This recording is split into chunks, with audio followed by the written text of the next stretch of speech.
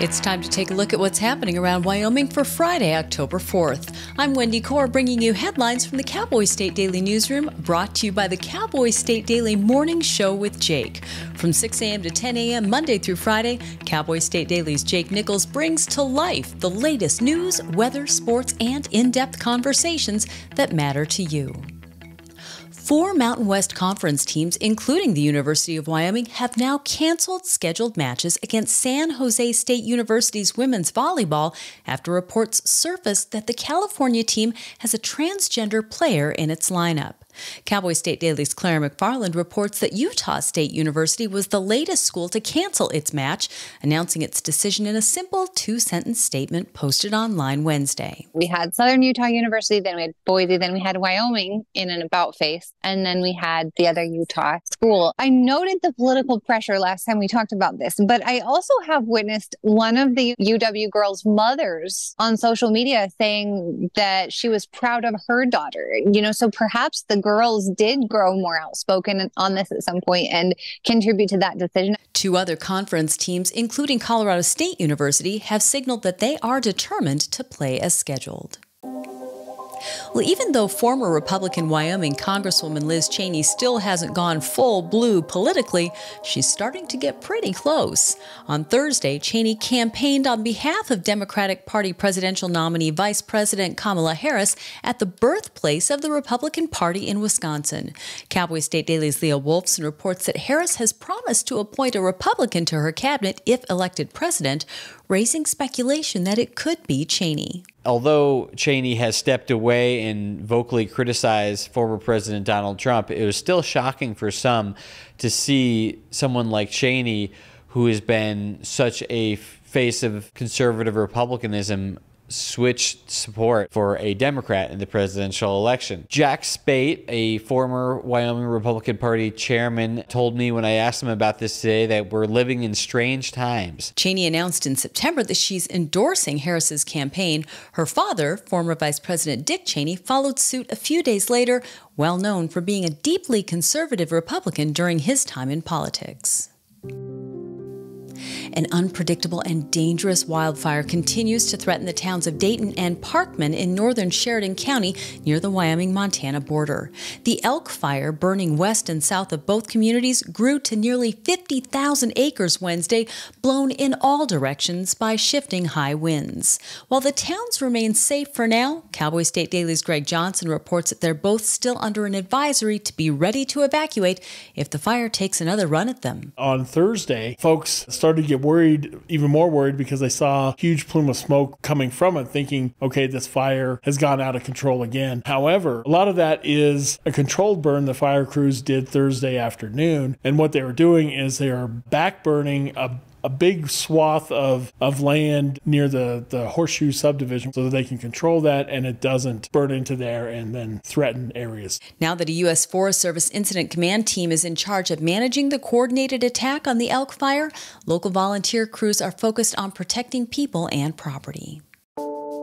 A man who killed a mountain lion with a shovel said the incident terrified him and his dog, which cowered under his RV as the big cat came at them twice late at night in a Colorado campsite.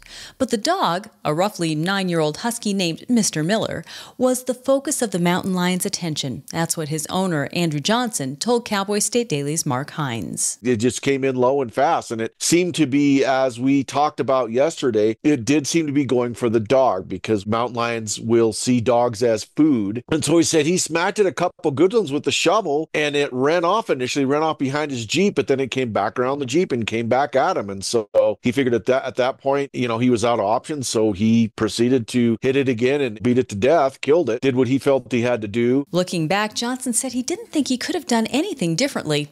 As for Mr. Miller, he was initially shaken up by the ordeal, but seems fine now. And now let's take a look at today's weather with Cowboy State Daily meteorologist Don Day. The next couple of days, today and tomorrow, will be critical in terms of the fire activity across Wyoming because we're going to see the wind picking up again. A cool front that's going to go across southern Canada, across Montana, is going to clip northern Wyoming. Ahead of the front, when you get these fronts like this, especially when they go north of Wyoming, you're going to get wind. So winds are going to be strong and gusty today, strong and gusty Saturday. Combine that with warm temperatures and low humidity, and we've got another critical fire situation in terms of extreme fire behavior possible. Now, once we get into Sunday and Monday, we do see the winds backing off and temperatures a little bit cooler. The elusive rain and snow cloud, well, we still don't see anything. Could there be a couple of sprinkles in the northern and western mountains this weekend with the front? Yes, but that's it.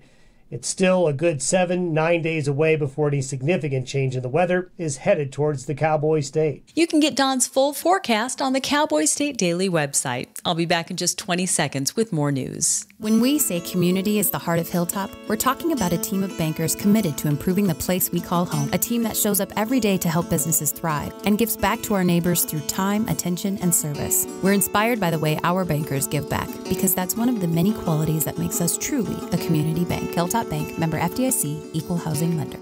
The Northern Arapaho Tribe's executive branch refused to pass a resolution by the tribe's legislative branch, prompting recent outcry by the tribe's people.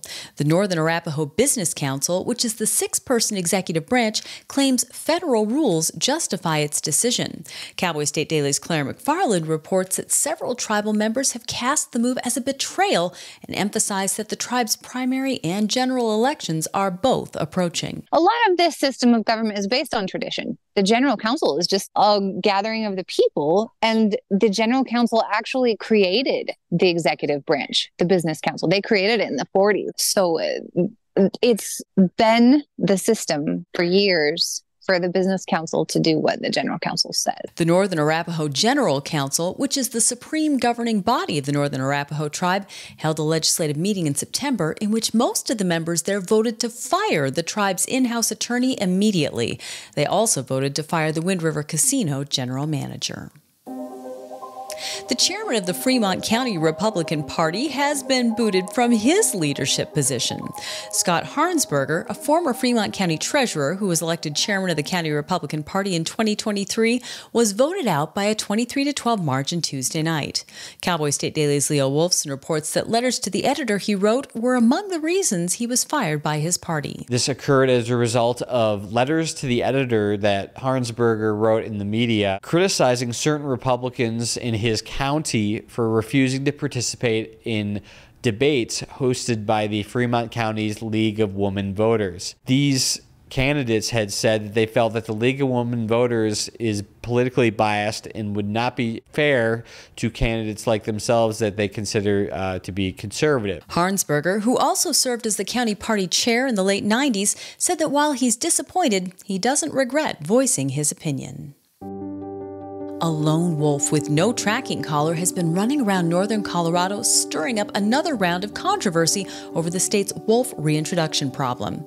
The official line is that it's a holdout from the Copper Creek Pack, which was recently trapped and placed in captivity by Colorado Parks and Wildlife after numerous cattle were killed by wolves in Grand County. But Cowboy State Daily's Mark Hines reports that there's speculation that the lone wolf could have come from Wyoming. CPW is saying it's the 5th pup. It's a pup that somehow they missed. You know, there's speculation down there in Colorado that this could actually be a wolf from somewhere else, possibly Wyoming. You know, because at least the reintroduced wolves in Colorado are all wearing collars, and this one is not. Whether the wolf is from Wyoming is difficult to confirm or deny. Wyoming Game and Fish doesn't actively track wolves that far south. And watching Wile E. Coyote anticipate the crushing weight of a free-falling boulder is always hilarious.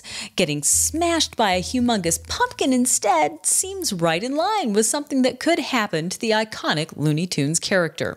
Wyoming's Pumpkin King, Jay Richard, decided that would be the perfect scene for the climax of the 2024 Wyoming State Champion Giant Pumpkin Weigh-Off in Worland on Saturday.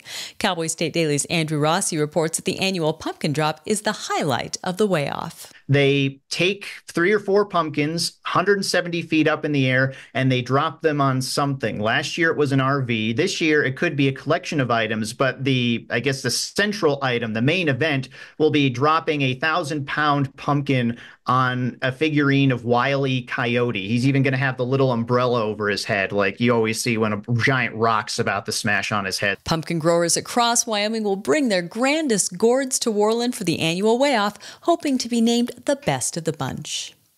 And that's today's news. For a deeper dive into the people and issues that affect Wyoming, check out The Roundup, conversations with the most interesting people in the Cowboy State. A new episode drops tomorrow when I have a conversation with true crime author Ron Francel. You can find the link on our website, on our YouTube channel, and wherever you get your podcasts. And of course, you'll find it in our free daily email newsletter. Thanks for tuning in. I'm Wendy Corr for Cowboy State Daily.